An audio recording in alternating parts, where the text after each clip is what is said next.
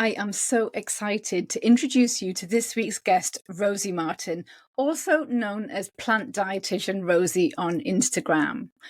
Rosie worked with me last year, and when she came to me, she was on the verge of burnout from seeing one-to-one clients in her freelance business. She is so extremely passionate about plant-based and vegan nutrition, which will come across in the interview, and she really wanted to create a course in order to buy back some time in her life and recreate the work-life balance that she'd lost. Rosie's story is such an inspirational one for anyone thinking of adding a course to their business, especially the part about getting 10 signups before she'd even created it. So with that said, let's dive in. Welcome along. I am really excited to be chatting to Rosie today, who has a remarkable story about developing her online course. So welcome, Rosie. Thank you so much for coming today. Thank you so much, Sarah, for inviting me on. I'd be happy to share. Yeah, absolutely. You've got such an amazing story. But before we dive into that, can you just give us a little bit of background on you? So what do you do? What does your business look like? And how did it get to where it is today? Sure. As you said, I'm Rosie. I'm a plant-based and vegan specialist dietitian. I started out in the NHS back in 2017 is when I qualified. And from then working on kind of band 5 on wards, being vegan and not being fully satisfied with what I was doing, I've got to a point now where I still work in the NHS, but I work in a slightly different capacity in occupational health. So I work for NHS staff health and wellness, which I love. But then alongside that, I've built my business around plant-based and vegan nutrition. So I do a lot of things within that. So there's the business side of things, but there's also kind of consultancy side of things. And then also I am on the British Dietetic Association Sustainable Diets Group as the research officer. And I do some work that's voluntary for organisations such as Plant-Based Health Professionals UK as well. So it's really quite a varied week for me, but I absolutely love it. Awesome. And how many days a week are you working in your business? So I work on my business for 2 days of the working week, and then I'm still in the NHS on my 3 days at the moment. So that's the current situation. But at the moment, I'm still doing some evenings and weekends, depending on how it works. So I'll redress the balance probably at some point in the future.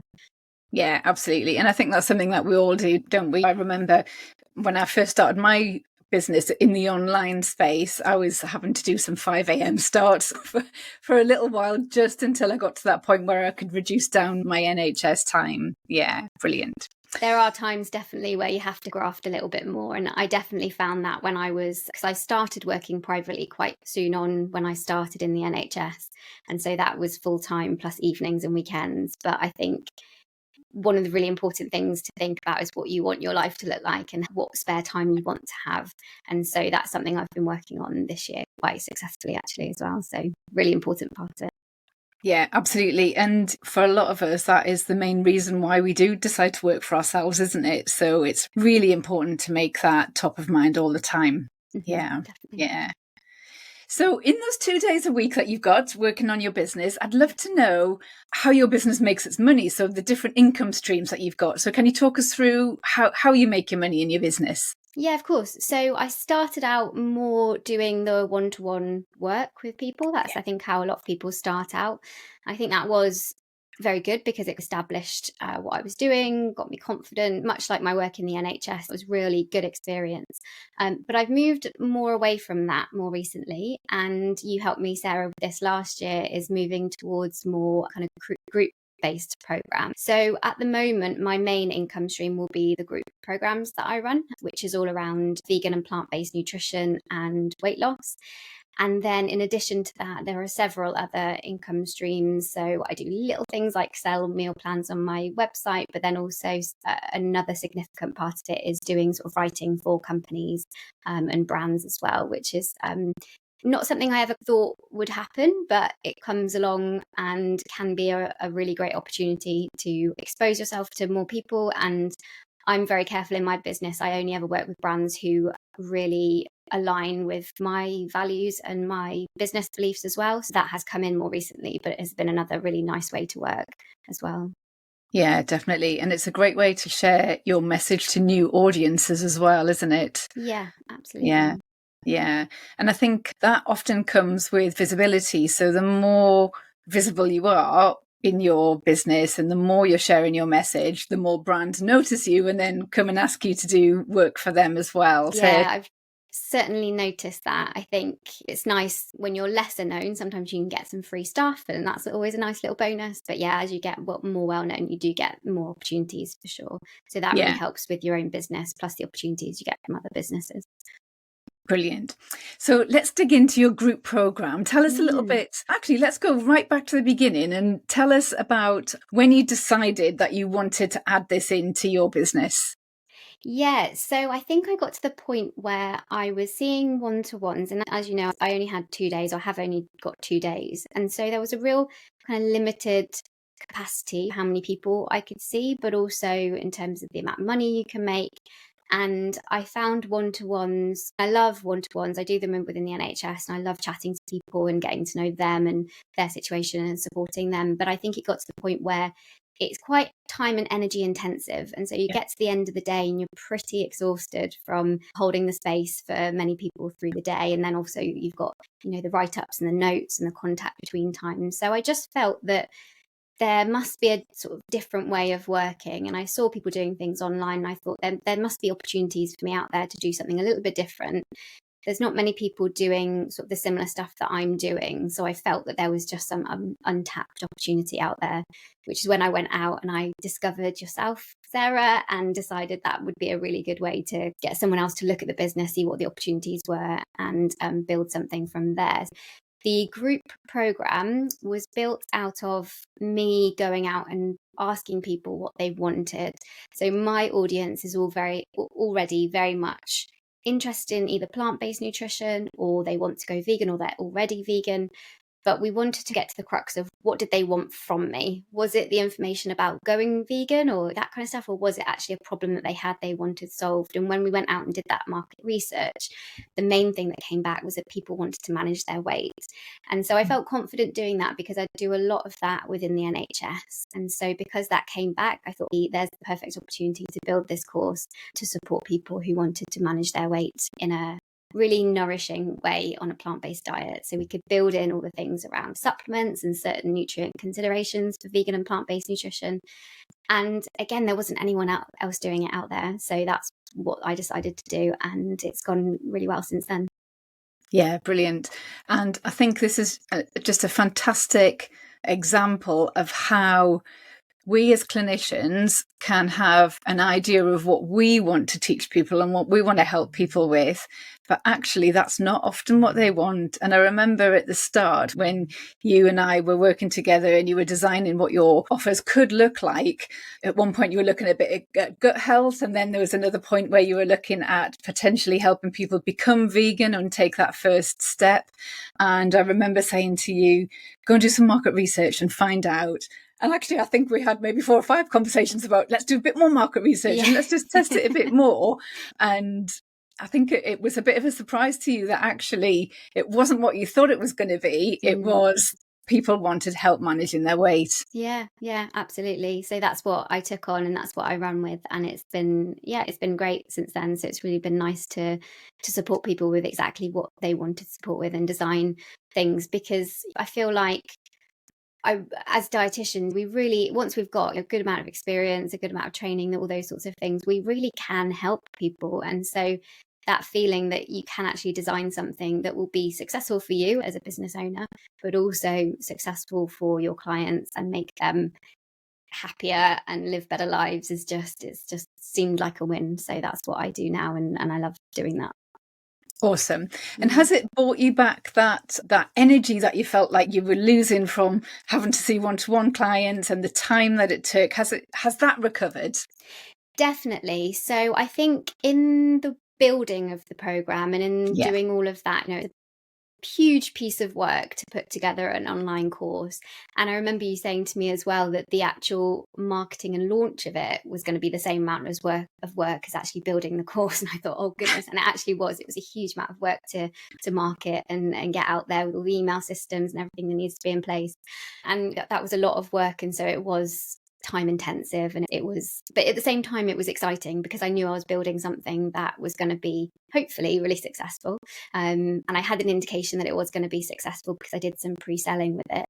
And I think because I had done that, when it came to the second launch, and I'm going to be doing the third launch shortly, the time and energy is really much less. Although you've got to put in the work and you've got to make sure everything's ready to go and you're doing your marketing, you've got new things, the actual intensiveness of it is less. And so between those launches as well, it's given me that time to be able to work on projects that I may not have had time for before, do more for the Sustainable Diets Specialist Group, because that's all voluntary.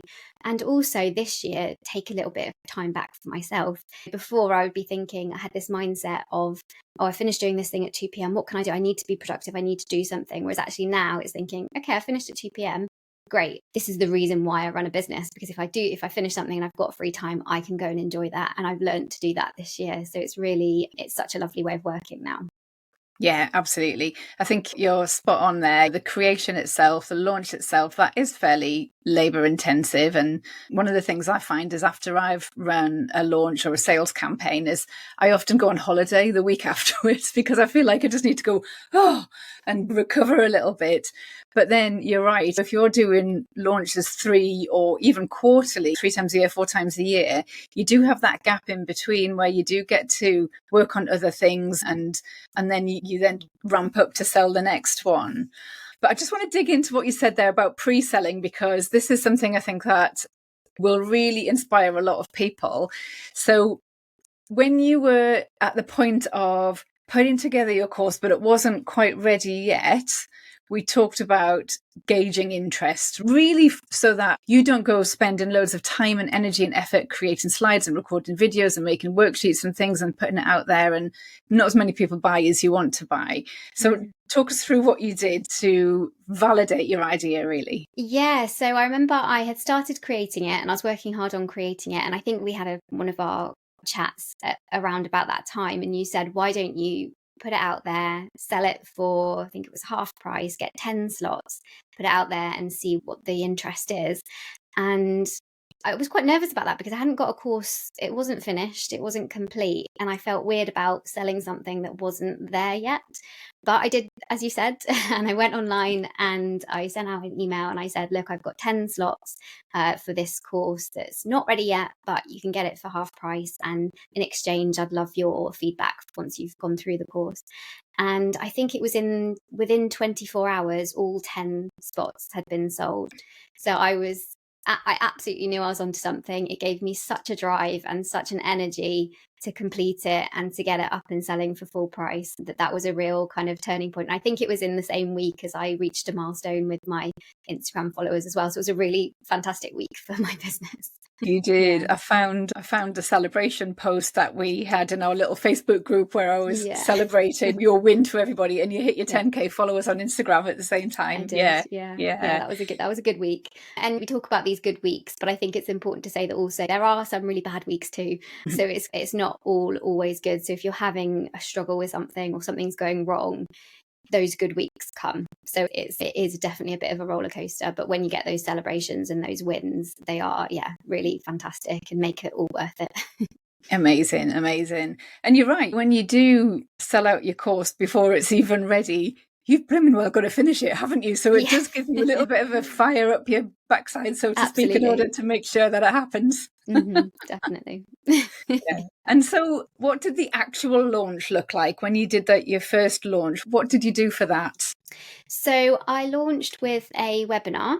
I called it a masterclass, I think, because webinar sounds a little bit more boring. So we did a masterclass. And so I followed some of your advice that you gave me, which was all around talking about kind of some of the intrinsic and extrinsic limiting beliefs and those sorts of things and barriers that people will have, and have a nice enticing title. So you're just getting people along to this kind of free hour-long webinar, which was a really good opportunity to show what I know, show how I can support people and play into those things that people are looking for and give people some support. Even if they don't sign up to the course, they'll still see me and hopefully have got something from it that actually means they'll continue to follow me and get some benefits from it. But then it also did the last bit of the webinar is that launch. So to say, look, this is what I do, this is what I've got available. If you want more, then come and sign up, and adding in some little bonuses and those sorts of things. So all those little tips and tricks that you gave me to sell. So I did that at the beginning of January, I think, and then we launched the first live launching course at the end of January, which ran until April time. Brilliant. That's great. And so the course, we're calling it a course, but actually it's more like a group program, isn't it? What's the structure of it? Yeah, so it's a 12-week program, which is longer than I thought. I'd done a course before, but actually you've got to make sure that the course is going to give results. And so when we're looking at weight loss, and the fact that my course is very much not the weigh in every week, lose weight as fast as you can course. It's a course to help people understand the science behind weight loss, how it affects them, and how to eat in a way that they can nourish themselves into moving towards a weight that they would be happier with. So it's a little bit of an antidote to that. So we set it at 12 weeks because I thought that is the amount of time that people can start to see those results. And so it's a 12-week course. The first 6 weeks is all kind of the education side of it. We call that, I think, the growth phase. And then we've got the flourish phase, which is the second 6 weeks, where it's more just about the support and the putting things into practice. And then within that, we've got videos. Mostly we've got meal plans that are really optional for people to follow or not, or they can just take some of the, we've got recipe collections that they can just choose things from. So I've made it really so that people can follow it as much as they want to, but hopefully with some of the principles that they're following, they'll end up getting the results that they want as well. And we also talk a lot around mindset. And I think some of the outcomes from the course has been that people have been just changing their mindset around things like diet culture, being off and on diet, black and white, all of those sorts of things. It's moving people away from that and saying, look, it's okay to have a day where you're not going to eat perfectly. It's absolutely fine. It's how you, what you do after that matters. So we use a lot of those kind of techniques within it as well. And it's quite holistic. So we talk about kind of activity and mindfulness and community and all those sorts of things. And there's a community chat in there as well. They can link up with each other. So it's quite a holistic course, which is probably why it took so long to get together, but it seems to be getting the results that I was hoping for, which I'm delighted with. Brilliant. And is it still a live round, so everyone starts at the same time on week one and works through together as a group? Exactly, yeah, that's how it's worked this year. May change a little bit next year, but we'll see. We'll see. Yeah. So you've done 2 launches so far. You've got your third one coming up next month, is that right? Yes, that's right, Yeah, okay. Any more for this year? No, because it's a 3-month course. It will finish in December. So then you want to be ready for January. And then I'll be thinking about next year and how that's going to be structured. Yeah. Awesome, brilliant. It's so exciting. How many people have you had through so far? Oh, good question. Through the first course, I think there was the 10 people who signed up as early bird discounts. And then I had about 17, I think. So it was about 27, 28 in the end. And then this time through, I've got about 15, I think, on this course. So I'm really pleased to have been able to replicate the numbers. And then hopefully I'll be able to do that again. Do the same again. Yeah. Yeah, absolutely amazing. This has been such an inspirational chat. Thank you so much for your time. Can I finish off with some quick fire questions for you, if that's all right? Absolutely, yeah. Brilliant. Best bit of your working day? The best bit of my working day, I would say now, is being creative.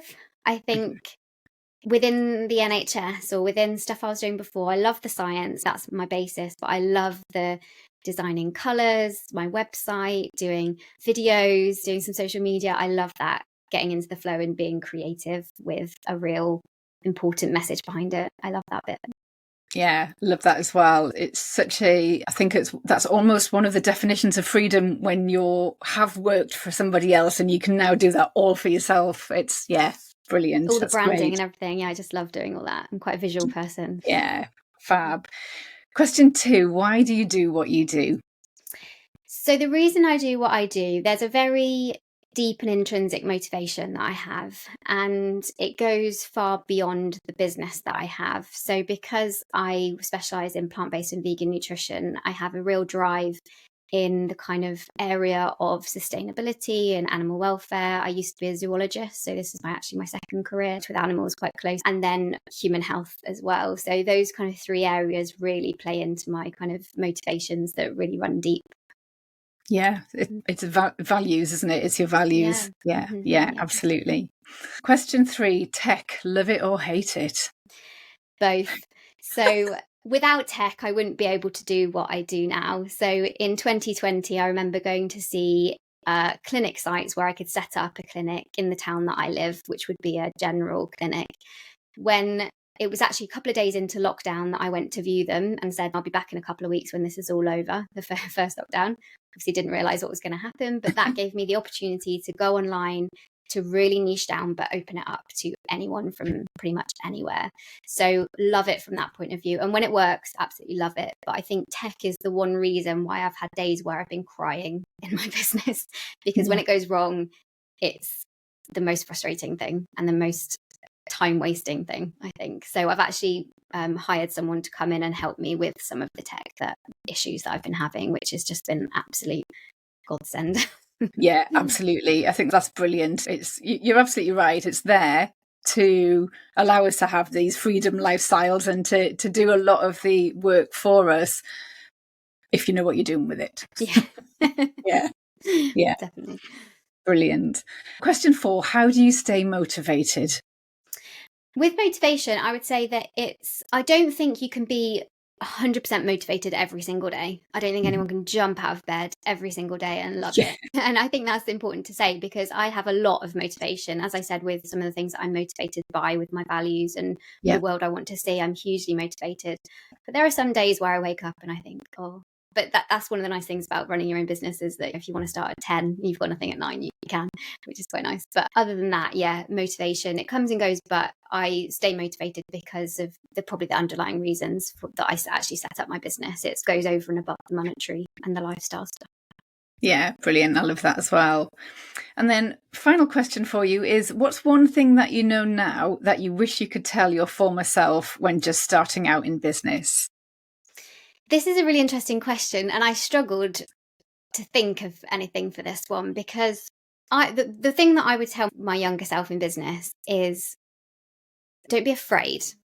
Because I think when I first started working out with the NHS with a couple of chefs who are from Ireland, they're quite big in Ireland, not so much known in the UK, but I started working with them and I was terrified that I would say something wrong, someone would pull me up, I'd get reported, my license would be taken away from me. And it really held me back a little bit. Or maybe it didn't hold me back, but it made me nervous about what I was doing and not maybe shout about it as much.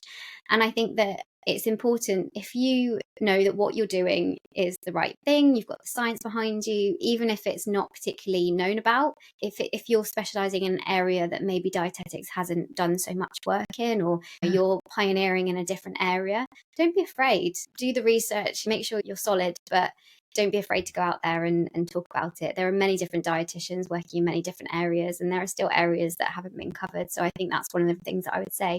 But the reason I struggled to think of this is because I think everything that I went through, I've had to go through to get where I am now, because you learn from it. So I almost don't think there's any shortcut for me to tell my younger self, do this, because I needed that process. I needed that. With having a different career to start with, I'm so grateful that I had that. And I don't think I wish I'd gone into dietetics straight away at all, because it's given me so much. So I think every experience, whether it's good or bad, that you go through gives you something that moves you forward. So that, I think that's why I struggled to think of something for that one. Yeah, no, I can agree with that.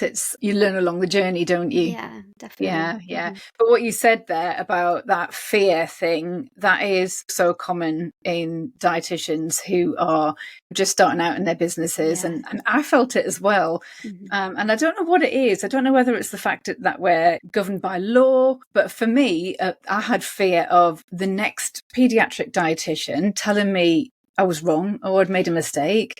Yeah. And I had to have a word with myself and say, Sarah, I think at the time I'd had like 20 years of experience. I knew what I was doing, but I still didn't feel confident at doing it. So I think it's a really common.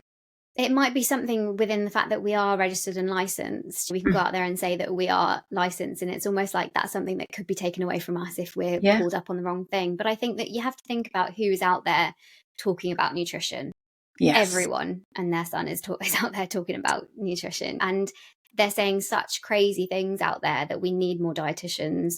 If we get a slight mistake, it's not a huge deal. It's about getting out there, getting our voices out there, and don't be afraid to talk about what you've learned and what you know. Yeah, absolutely. And I think what you said earlier, just that the confidence comes with Knowing your stuff, you're solid, you've done your research, you really know it. And if somebody really wants to ask, you can go and give them the reference. Yeah, absolutely. And also if someone pulls you up, it's a really good opportunity to go back and double check and say, no, I was right, or actually, oh, there's a point, I can see that. But it's all learning, and as long as you're a good practitioner, you'll always be learning. Yeah, amazing. Thank you so much for your time, Rosie. This episode has been really inspirational. Where can people find you? So my website is rosemarienutrition.co.uk. So I do a regular blog there, and online I'm plant dietitian Rosie. So do feel free to come and give me a follow and say hello. Yeah, that's the main places. Awesome. And I'll put those links in the show notes as well so people can click straight through. Great. Thank you so much. Thank you for coming. Thanks, Sarah. So I hope you've enjoyed this guest interview with a bit of a behind the scenes sneak peek of what it's like to work with me as your business coach. And if you like what you've been hearing so far and would like a bit more help from me in building your business, then my diary is open to you for discovery calls. Just head over to saraharmonbutchell.com where you can book a free Zoom call with me. Join me next week where I'm going to share with you how I use automation in my business to attract, engage, nurture, and convert browsers into buyers. That also delights my customers and my clients and actually allows me to go off and do other things. See you then.